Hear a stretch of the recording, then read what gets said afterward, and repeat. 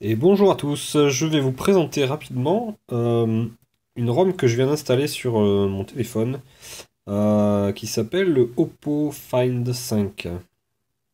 Oppo Find 5, si on prononce en anglaise. Donc en gros, ce téléphone, rapidement, c'est un téléphone chinois. Donc Oppo, ça s'écrit comme ça, O de PO. Un téléphone chinois que j'ai acheté d'occasion récemment, pas trop cher, sur le Bon Coin pour le tester.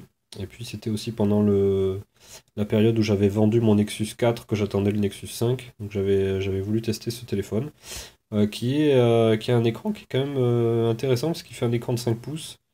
Le processeur qui est à l'intérieur est un Snapdragon S4 Pro, donc un peu l'équivalent du Nexus 4, donc c'est pas non plus la dernière génération. Il y a un appareil photo 13 mégapixels avec un double flash. Puis voilà, donc l'écran est magnifique. C'est quasiment le même écran que le Nexus 5. Donc c'est un écran Full HD, donc 1080p, qui est vraiment très très beau. C'est le gros atout du téléphone, c'est son écran.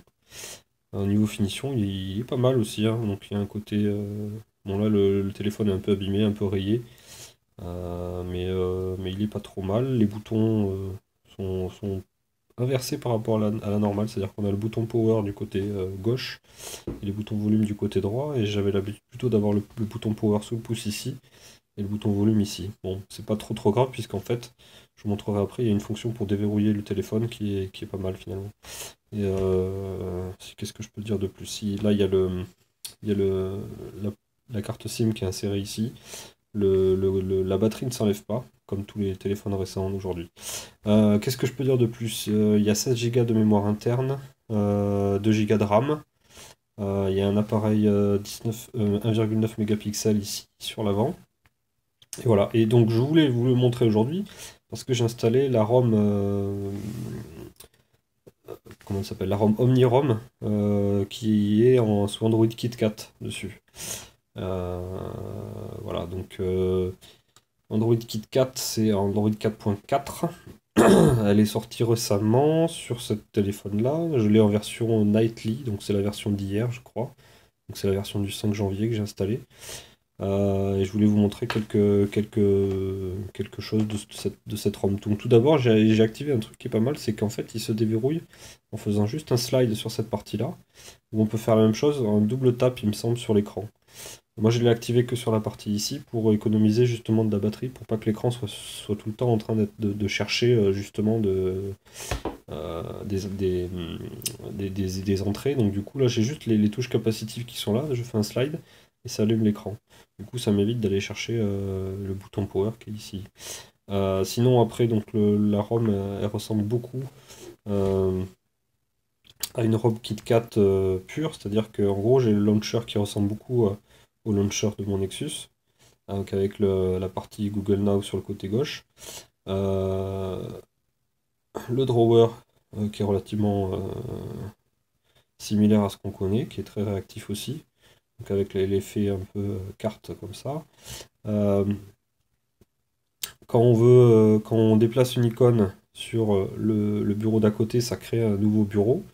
Il me semble que si on appuie longtemps, voilà, on peut réagencer les bureaux, rajouter des widgets, changer les fonds d'écran, accéder à certains paramètres, donc les paramètres Google Now. Donc ça c'est similaire au bureau classique qu'on a sur le Nexus 5. Donc là-dessus, c'est vraiment tout à fait standard. Et ça vient de base avec cette ROM. Ensuite, on a euh, la partie notification qui est relativement similaire à ce qu'on connaît. Et par contre, ce qui est nouveau, c'est qu'on a l'aspect paramètres ici qui est pas mal. C'est-à-dire qu'en gros, là, j'ai pas mal de paramètres, mais si j'appuie sur ce truc-là, il y en a d'autres qui apparaissent et que je peux afficher ou masquer. C'est-à-dire que là, par exemple, je masque torche off et j'en ai affiché d'autres. Une fois que je valide ça, donc torche off a disparu et là j'ai des nouvelles options qui sont arrivées. Donc ça c'est pas mal d'avoir permis justement de customiser ça. Et ensuite il y a certains widgets qu'on peut switcher, que l'on peut tourner pour obtenir des informations supplémentaires. Donc là on a des informations sur le Wi-Fi, mais on peut faire la même chose sur le Bluetooth. Puis après, ben, en un seul clic, je coupe le Wi-Fi, ou donc là, tu vois, je coupe le Wi-Fi, je peux le rallumer.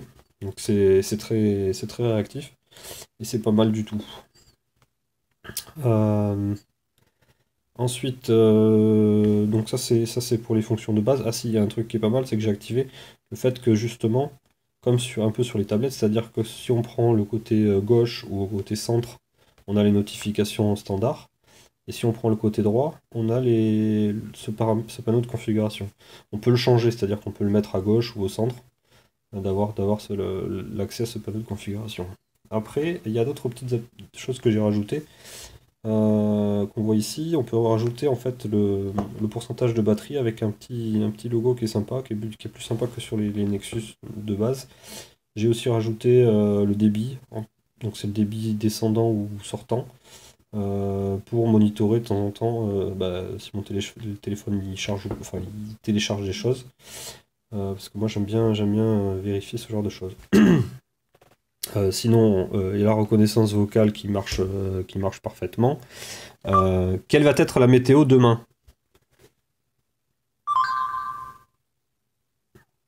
Prévision concernant Colomiers pour demain, 15 degrés avec un ciel principalement nuageux. Bon, ça marche très très bien. Ensuite, les boutons ici sont programmables. Moi, je les ai programmés de la façon suivante. Un appui long permet de faire apparaître bah, toutes les applications qui sont lancées. Donc ça, c'est similaire à ce que l'on a sur les Nexus. Par contre, il y a une option qui est en plus, c'est qu'ici, alors on ne le voit pas bien à l'écran, ici j'ai le nombre de la RAM qui est utilisée. Donc là, il y a 730 mégas qui est utilisé sur les 2 gigas. Je reçois un mail. Et ce bouton me permet de nettoyer toutes les applications en mémoire. Donc là, a priori, je nettoie tout ce qu'il y a dedans. Donc ça, c'est plutôt sympa. Un appui long fait Google Now ici. Ouais, bon, ce qui s'affiche. Et ça, c'est le bouton retour. Et je crois qu'il y a rien en appui long dessus. Voilà, donc c'est les boutons capacitifs qui sont ici. Donc la différence qu'il y a avec les Nexus, c'est que les boutons capacitifs sont en dehors de l'écran. Ils sont pas comme sur le Nexus 5 sur un bandeau ici. Du coup, on a un écran qui est encore plus grand que le Nexus 5. Et ça se voit surtout sur les photos où il y a vraiment quasiment tout l'écran. Alors il faut que je prenne une photo qui a le bon format, mais les photos peuvent avoir en fait vraiment exploité l'ensemble l'ensemble de la zone d'affichage. On le voit sur cette photo-là. Ouais, cette photo-là. Donc là, j'ai une zone d'affichage qui est quand même super grande. Et là, c'est là qu'on se rend compte que l'écran il est vraiment très très beau. Donc là, c'est ultra fluide, hein. Pour un processeur qui est donc l'équivalent de celui du Nexus 4, on a quelque chose de ultra réactif. C'est-à-dire qu'Omnirom, les mecs qui ont bossé là-dessus, ils ont vraiment bien travaillé. Vous voyez, donc là, c'est quand même très très fluide. Euh, Qu'est-ce que je peux vous montrer de plus? Donc on peut aller voir dans les paramètres du téléphone. Donc on retrouve des choses qui sont très très similaires, au moins sur cette partie-là, au Nexus, enfin à Android de base. Donc l'appareil est NFC. Bon, il y a des choses qui sont similaires à tout. Par contre, on a des options supplémentaires qui arrivent ici, donc là, qui concernent la barre de statut. Donc il y a différentes options que l'on peut afficher, en haut. Du coup, avec des compteurs de notification, l'indicateur de vitesse réseau, je vous en ai déjà parlé. Le quick pull down, c'est justement le fait que lorsque je viens tirer sur le côté droit ou au centre ou sur la gauche, je fais apparaître les paramètres et non les notifications. Les menus, donc menu, c'est de rajouter des choses dans certains menus. Par exemple, si j'appuie longtemps ici, j'ai de quoi faire un screenshot, mais je peux aussi faire un enregistrement de l'écran. Bon, c'est des options qui arrivent en plus et ça peut être intéressant de pouvoir enregistrer l'écran.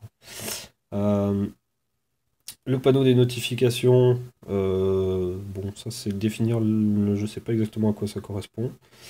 Euh, Active Display, alors ça c'est une fonction que je n'utilise pas parce que je trouve qu'elle prend beaucoup de batterie, mais si je l'active, ça permet je vais y arriver, d'allumer l'écran de temps en temps pour afficher des notifications qui sont indiquées sur cet écran. Vu que c'est pas un écran OLED, il consomme quand même un petit peu pour afficher des notifications, du coup je suis pas sûr que ce soit une bonne idée. Mais ça permet d'afficher des choses autres que finalement allumer juste une petite LED de couleur. Ça permet d'allumer l'écran de temps en temps et de donner un statut de toutes les notifications qui sont en cours.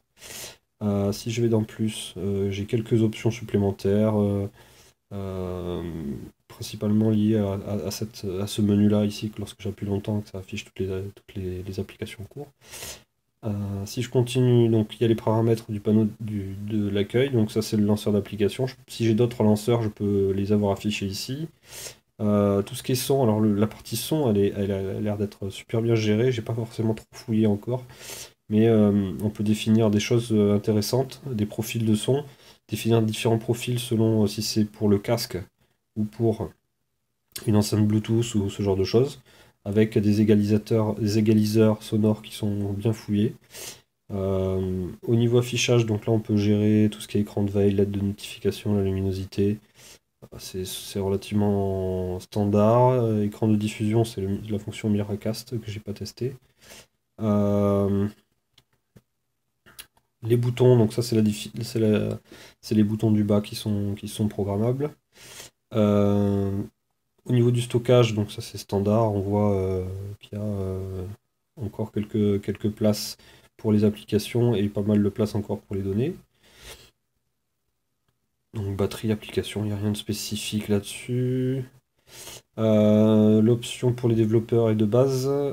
Performance, donc là on peut aller changer les fréquences min-max du processeur, enfin des différents corps du processeur, ce qui est pas mal pour justement pour augmenter l'autonomie.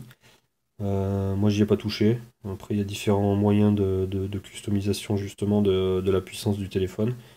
Je suis plutôt satisfait de l'autonomie de ce téléphone. Et à propos du téléphone, c'est le plus principal, on voit bien qu'on est sur du 4.4.2, donc la toute dernière version d'Android. Voilà, donc c'est le OmniROM pour Find 5. Donc en gros, ouais, j'ai fait un peu le tour de tout ce que je voulais vous montrer. Alors là, j'ai mis le Dash Clock widget que j'aime bien en page de garde. Il y en a certains qui se demandent, donc ça permet de rajouter différentes informations que l'on peut changer en fonction de ses goûts en faisant ce bouton-là. Donc on peut rajouter des widgets facilement. Je trouve que c'est assez pratique à utiliser. Qu'est-ce que je peux montrer de plus dans les applications?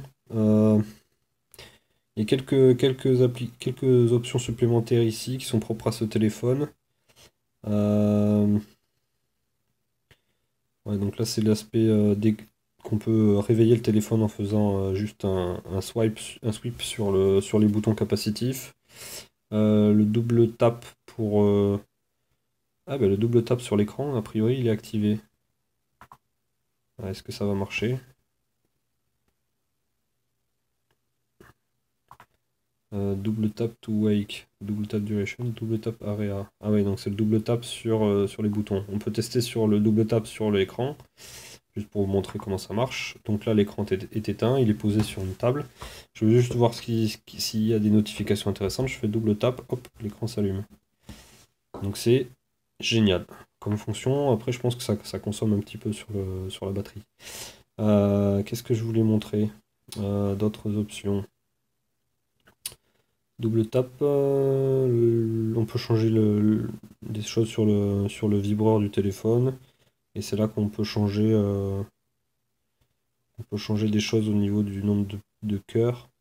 Alors que là, je sais pas si la grosse différence entre 2 et 4 cœurs, je sais pas si c'est la limite min ou max. Si je retourne dans les paramètres, qu'est-ce qu'il va me dire dans les performances? Donc là, il est en train de travailler juste avec deux processeurs. Mais est-ce que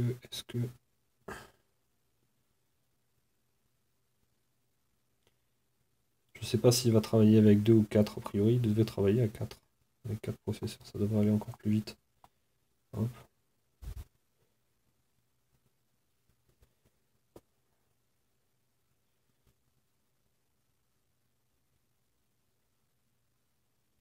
Donc l'écran, encore une fois, magnifique. Vraiment, vraiment, vraiment magnifique écran. Là-dessus, c'est vraiment le gros point fort de ce téléphone. L'autonomie, j'avais pas été trop satisfait avec la ROM de base. Ça a l'air mieux avec cette ROM-là. Mais l'écran est vraiment très très très très bon. Si on lance une vidéo sur YouTube pour voir ce que ça rend, c'est marrant, ça prend un peu plus de temps que prévu.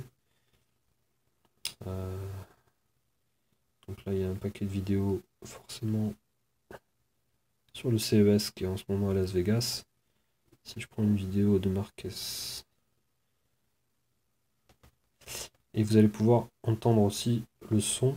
Donc j'en ai pas parlé encore du haut-parleur. Mais le son du haut-parleur est plutôt de très bonne qualité.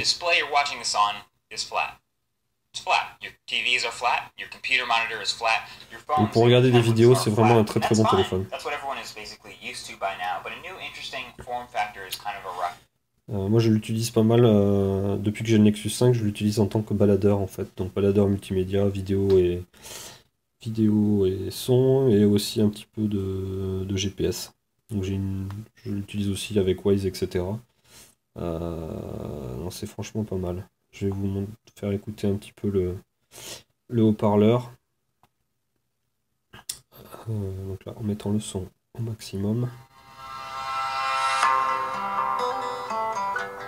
C'est génial.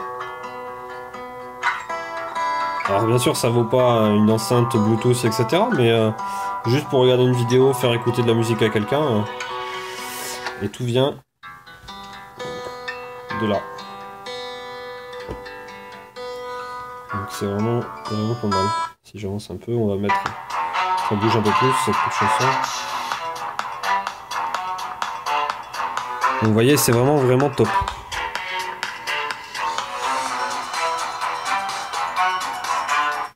Voilà. Et le dernier élément que je peux vous montrer, c'est l'appareil photo. Alors l'appareil photo, j'ai l'impression qu'avec cette ROM, ça se passe pas bien.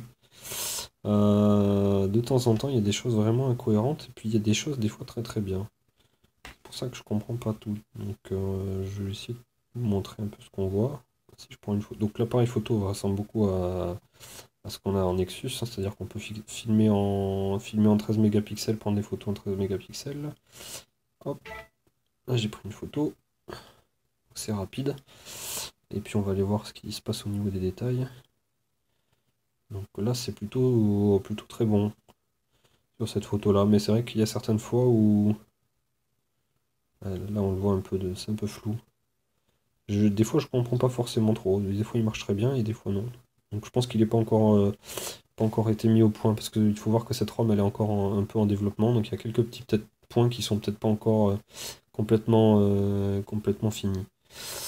Mais sinon, il est largement utilisable comme ça au quotidien. Il n'y a vraiment aucun problème. On peut aller voir un peu Internet pour voir comment ça se passe. Euh,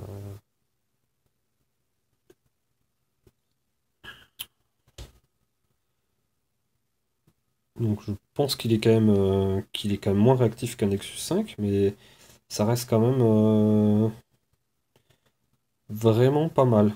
Vraiment pas mal. Donc navigation, et alors là le site est plutôt léger, donc ça va, c'est peut-être pas le bon exemple, mais il faudrait que je vous le montre en version ordinateur.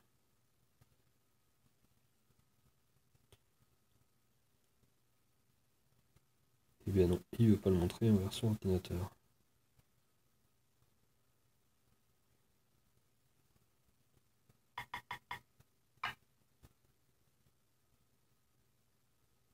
Voilà. Donc là c'est quelque chose de un peu plus complet. On voit que ça marche très très bien. Si on veut aller ouvrir un autre site, ça marche aussi super bien. là-dessus, il n'y a rien à dire. C'est super fluide. C'est vraiment quelque chose de pas mal. Donc, puis ça reste de l'Android très, très, très pur, qui est similaire à tous les autres appareils que j'ai. Et c'est ça qui me plaît bien. Donc ça rajoute quelques petites options, mais globalement, on a quelque chose de très bien réactif. J'ai accès à toutes les applications du Play Store standard, donc mes jeux, etc. Donc j'ai vraiment rien à dire. Il est routé pour si on y a besoin de faire des choses particulières. L'écran est magnifique, ça marche bien. Bref, je suis super satisfait. On va finir avec une belle photo. Non, je suis vraiment satisfait. Et surtout, regardez, l'écran est vraiment génial. Vraiment rien à dire. Voyez, c'est super réactif. Magnifique au niveau de tout ce qui est couleur. La taille des pixels est vraiment très très belle. Enfin, c'est vraiment super. Voilà. Voilà, donc c'était une présentation de Oppo Find 5 qui tourne sous la ROM OmniROM et qui est de l'Android 4.4.2. Voilà. Et si vous voulez jeter un petit coup d'œil sur ce téléphone, donc il est en vente, il me semble, à 300 € sur un site, qui vend en Europe. Donc là, ça c'est le site officiel du Find 5. Donc ils se vendent comme étant le premier smartphone 1080p, etc. C'est vrai que le look est pas mal, il existe en noir et il existe en blanc. Moi j'ai la version noire. Sur la ROM de base, il y a du HDR, il y a pas mal de choses sur la ROM de base. Bon, moi la ROM de base, j'adhère moyennement maintenant, mais bon, c'est quand même quelque chose qui marche bien. Voilà, donc Wi-Fi display, DLNA, NFC. Voilà, la ROM, on la voit justement ici, hein, donc il y a du cyanogène qui marche dessus, puis il y a d'autres ROM, OmniROM, Paranoid et PAC. Voilà, donc je pense que vous pouvez le trouver neuf à 300 €. Par contre, peut-être qu'il doit se trouver en occasion sur le Bon Coin et compagnie, beaucoup moins cher que ça. Ça peut être un bon achat, je pense, pour quelqu'un qui a besoin d'un téléphone soit de backup, euh, soit qui veut pas non plus se ruiner dans un truc qui marche bien. Euh, Moi, je le trouve vraiment pas mal. Voilà, j'espère que cette vidéo vous aura plu. À bientôt!